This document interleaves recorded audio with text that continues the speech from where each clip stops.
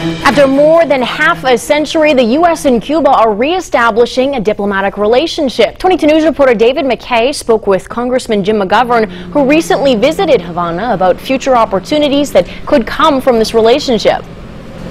Congressman Jim McGovern recently went with Secretary of State John Kerry for the formal opening of the U.S. Embassy in Havana, Cuba. It's the first time the flag's been flown in Cuba for 54 years. The Cuban government has demanded that the U.S. lift trade embargo, but that requires approval from Congress.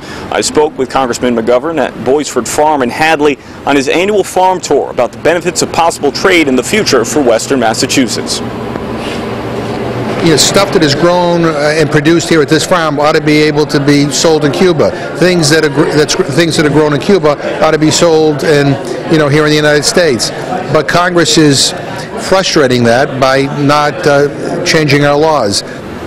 President Obama wants to make it easier for Americans to travel to Cuba and to transact business there. The first steps could be establishing direct flights, mail service, and easing trade restrictions. At 22 News at 6, I'll tell you how Congressman McGovern says this will help trade from Western Massachusetts, both locally and internationally. Live from the Hampshire County Bureau, David McKay, 22 News.